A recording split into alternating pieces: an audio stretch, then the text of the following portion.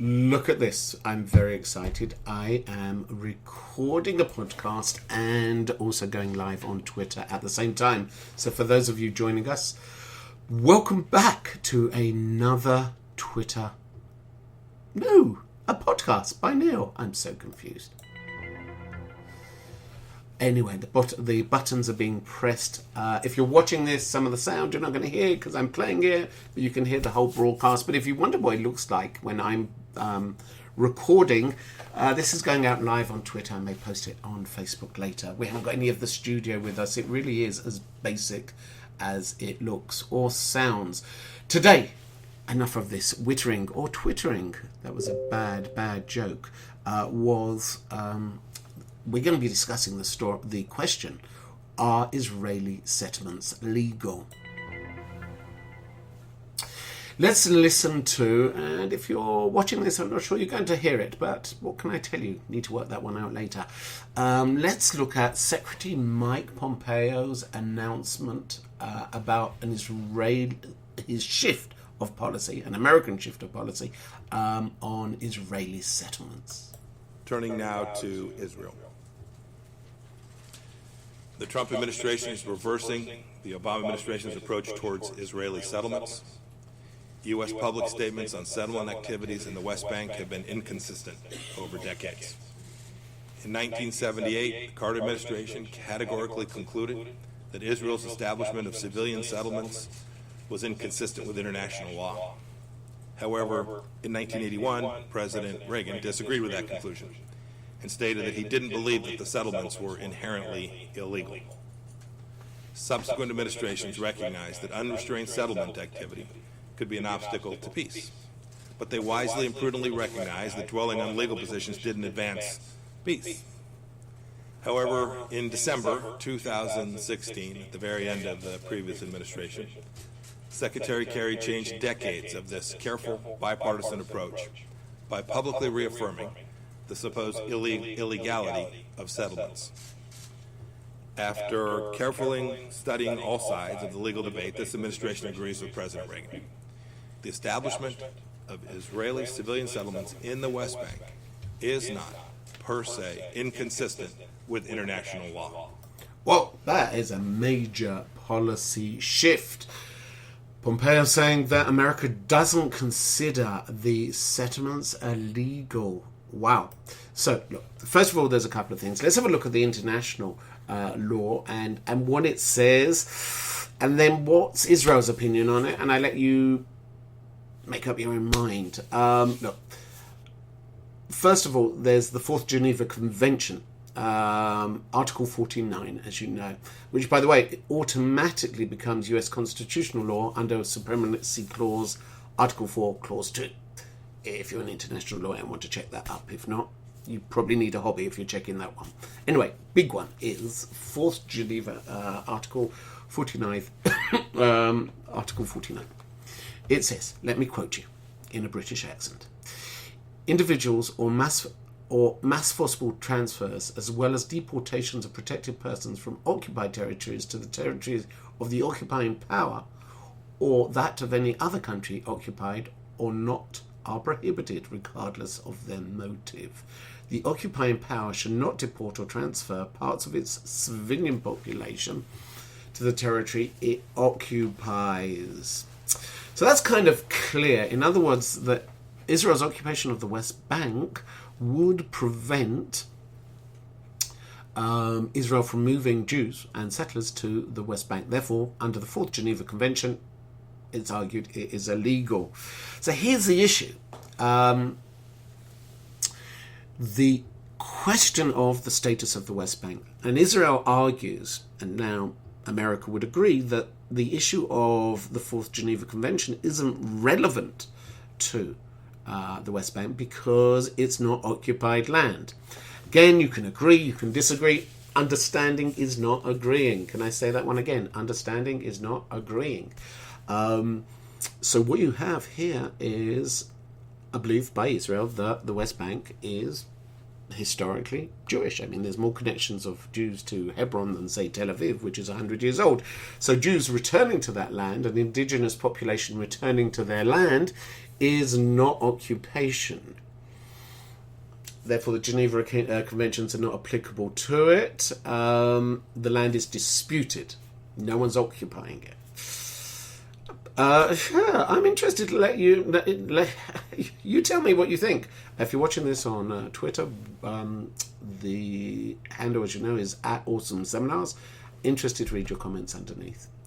What's also interesting is that the Security Council Resolution 2334 from December 2016 says the following, let me quote: "Settlements have no legal validity and constitute a flagrant violation under international law. The resolution demands that Israel immediately and completely cease all settlement activities on occupied Palestinian land, including East Jerusalem. It recognises no territorial changes to the 4th of June 1967 lines, including with regard to Jerusalem, other than those agreed by the parties through negotiation. It calls upon all states to distinguish in their relevant dealings between the territory of the State of Israel and the territories occupied since 1967. So that's the United Nations Resolution 216. Now, yeah, and it's a bit like a rapist calling someone sexist. Did I just say that? What the hell? But the United Nations has a long history of passing resolutions only against Israel. Has a double standard, doesn't take into account any other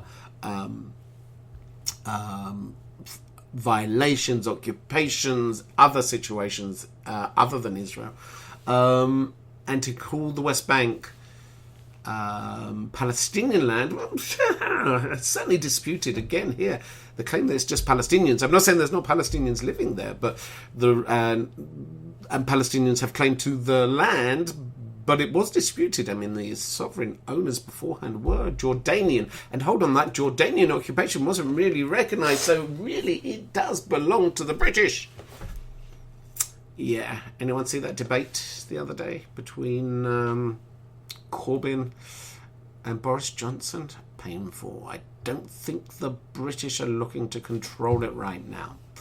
So those are some of the arguments. When Pompeo talks about that, recognising the legality of settlements, I think what he's trying to do is pave the way for the deal of the century. Remember that? It's still out there. It's still out there. The deal of the century, which was meant to offer something like $50 billion in a new Marshall aid to the Middle East countries, 30 billion to the Palestinians, who reject it. They said, I didn't want it. They said that America was biased. Yet at the same time, it was also talking about possible annexation of the West Bank.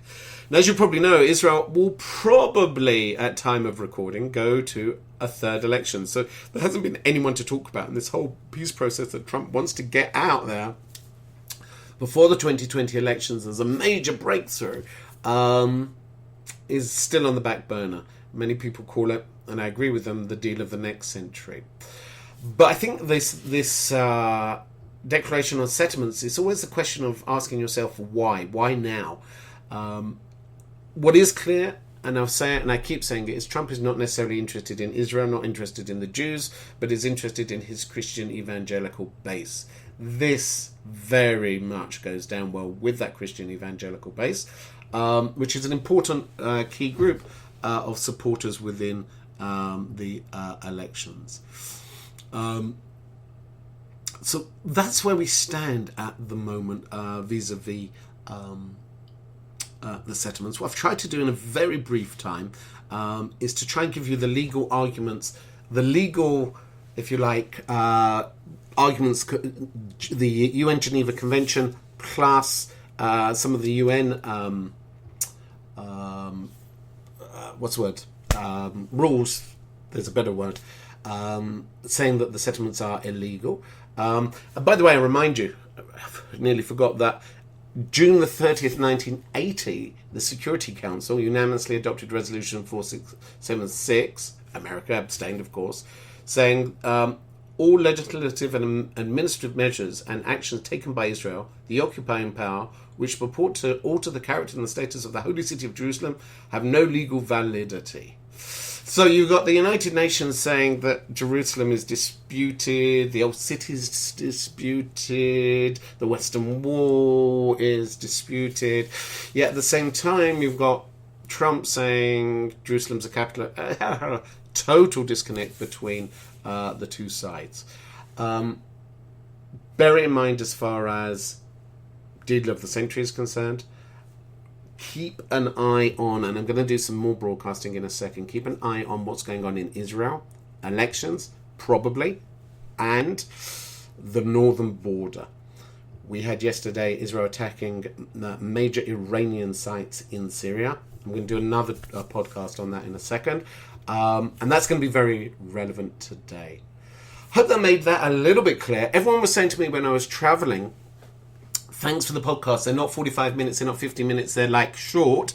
And I can just grab it very quickly and, it explains things. So that's what I tried to do with this. Hopefully that background helped. Playing with the Twitter feedy type of thing. And well, let me know what you think. Be in touch. And last point, I am setting up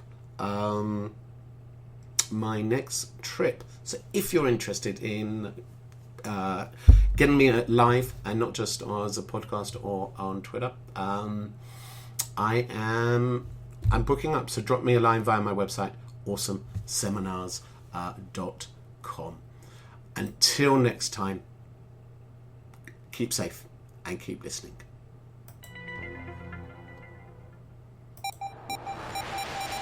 Lazarus. Educating, motivating, challenging.